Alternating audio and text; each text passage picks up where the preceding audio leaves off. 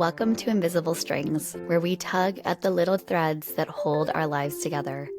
From mental health and relationships to marriage, motherhood, and all the beautiful chaos in between. I'm Katie, your guide to navigating life's tangled web, one string at a time. Think of this as your weekly dose of insight, sprinkled with a bit of laughter, some heartfelt chats, and maybe even a happy tear or two. So, whether you're juggling a million things or you just need a break, let's untangle life together, because those invisible strings, they're what keep us connected.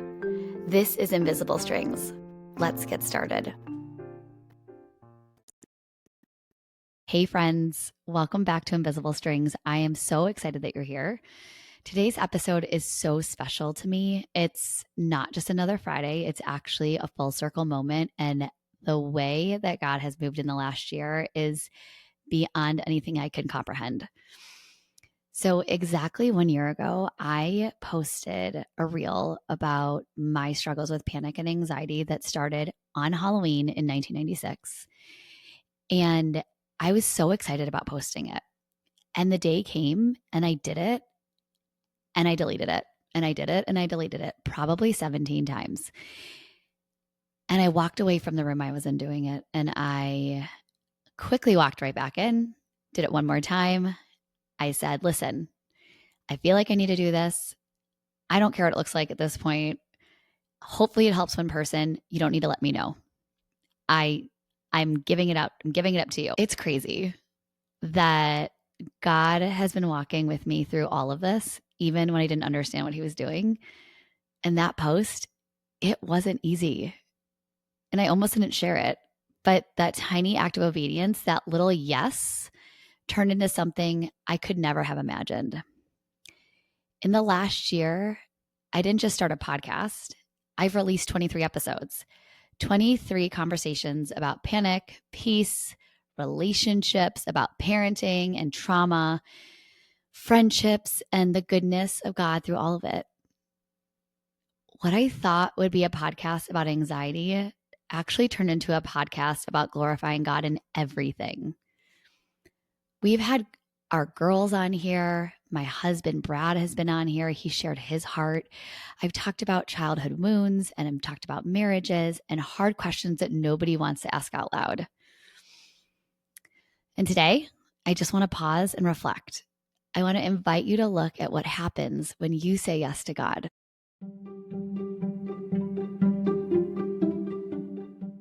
When I hit post last year, I had no idea what I was doing.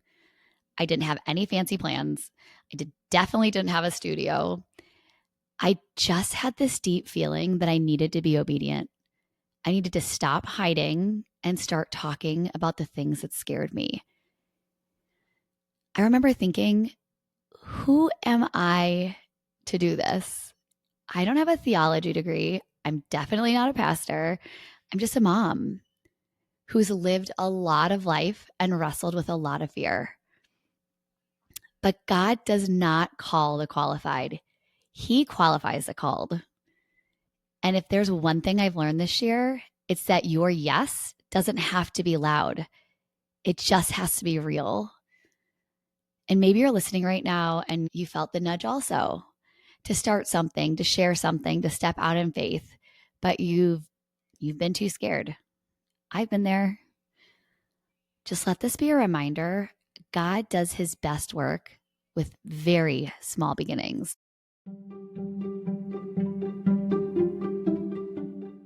Each episode has been a piece of my heart.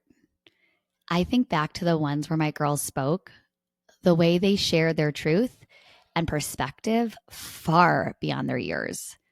Or the episode where Brad talked about men's mental health and growing up with a narcissistic father, and how healing comes from when you stop pretending and you start praying together. We've talked about the messy parts of motherhood, the beauty of friendships, and the freedom that comes when you finally surrender your need to control everything. And through it all, God kept reminding me, this isn't about you, Katie. It's about me. I got daily reminders. I got to wake up every single morning excited about who I was going to meet because I knew that this was all in his control. And the kinds of people that I've met this year, the relationships that have formed, the strings that have literally attached me to other people has been one of the coolest parts of this journey.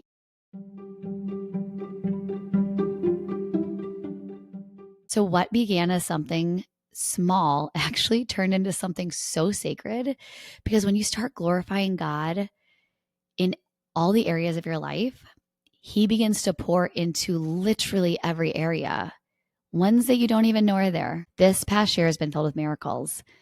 That social media post that I recorded in my bathroom has turned into a full-on studio. There are opportunities now that I couldn't have dreamed up if I tried. Collaborations, open doors, people reaching out saying, your words help me feel less alone. That was my only reason for doing it in the first place. I just want people to feel less alone, to feel heard, to be validated in what they're feeling. It is lonely out there. It is hard. And if I can just help one person feel less alone, that number can. But honestly, the biggest miracle isn't the studio. It's the transformation that's been happening inside of me.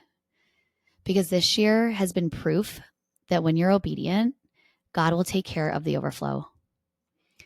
In Ephesians 3:20, it says, now to him who is able to do immeasurably more than all we ask or imagine, according to his power that is at work within us. And that's exactly what this year has been. It's been immeasurably more.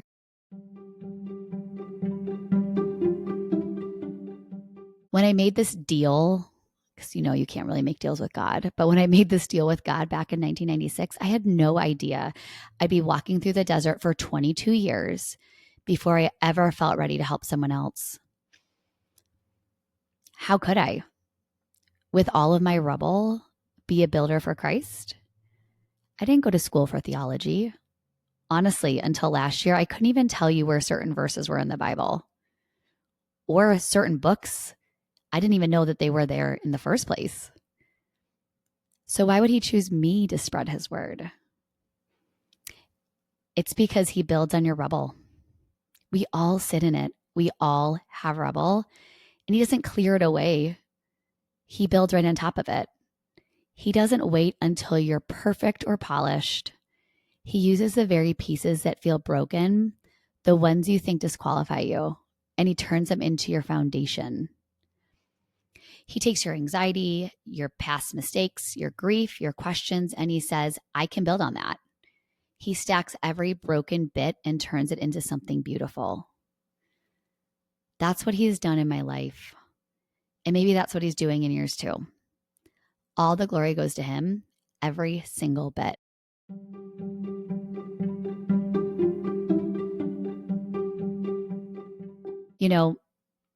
For a long time, I thought I had to go far and wide to make an impact. You have to go to Africa. You have to feed all the children. You have to do all these things. I thought I needed to reach thousands to do something big and noticeable. But what God showed me over this last year is that he didn't need me to go far and wide. He needed me to go narrow and deep. But what God showed me over this past year is that he didn't need me to go far and wide. He needed me to go narrow and deep. He needed me to slow down, to stop trying to fix the world, and to start loving the people inside the four walls of my house. He gave me the most precious blessings in the entire world that are my kids. He gave me an incredible husband. He gave me the cheerleaders. He gave me the shine girls. He gave me teens in our neighborhood. And I cherish that. I needed to start deep and narrow. I needed to start in the four walls of my home. And that's where we all need to start. If you want to be ambassadors for Jesus, you can start right there in your house. You don't need to get on a plane and fly across the world. There's enough stuff happening right in your own home. There's enough stuff happening right in your own town, in your neighboring towns, in your city. We don't need to be going across the world to help people. We have people right in front of our faces that need to be helped first. He showed me that if I could pour into them, if I could really invest in the right people around me, they could pour into others. And little by little, my narrow and deep would eventually become far and wide.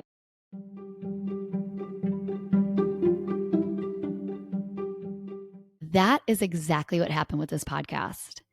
I told myself, if this helps just one person, that's enough. If one woman feels seen, if one teen girl feels closer to Jesus, if one mom feels less alone, that's worth it. And let me tell you something, girlfriends. This morning, I logged in to check where Invisible Strings has been played and downloaded, and my jaw dropped. Wait until you hear. People have downloaded Invisible Strings in Singapore, the United Kingdom, the Netherlands, Japan, Canada, Ireland, Indonesia, Lebanon, Serbia, Russia, Spain, Tanzania, Australia, the Philippines, India, and Italy. And that's just to name a few. Talk about far and wide. Never in my wildest dreams did I think that my voice would reach people in countries that don't even speak our language. Seriously, look at what God did. He took a mom of 4 who once sat in her rubble wondering if she'd ever be useful. And he said, watch this, Katie. He lifted me up, he healed me, and he used my story to glorify him. It starts narrow and deep, friends. And when you give it to God, he makes it go far and wide. I am in absolute awe of our God.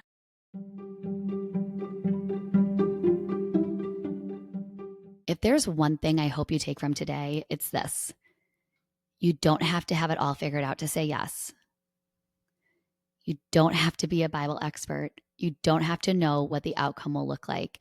You just have to take the first step. God is already building something beautiful on your rubble. Maybe it's a podcast.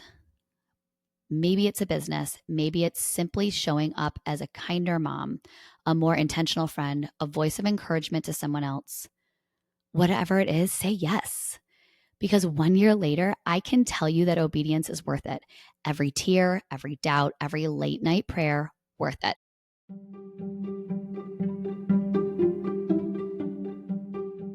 I want to thank you so much for walking through this first year of Invisible Strings with me, for every message, every share, every prayer. I feel it. And as we step into year 2, I'm praying that this space continues to be a reminder that our stories aren't random. They're connected by invisible strings, and they all lead back to Jesus. I would love to pray over you today. Lord, thank you for every listener who's tuning in today. Thank you for using our Rubble to reveal your glory. Thank you for taking our fear and turning it into faith. Lord, please give each person listening eyes to see you in their own story, in the middle, not just the ending. We love you and we trust you. We say yes again today. In Jesus' name, amen.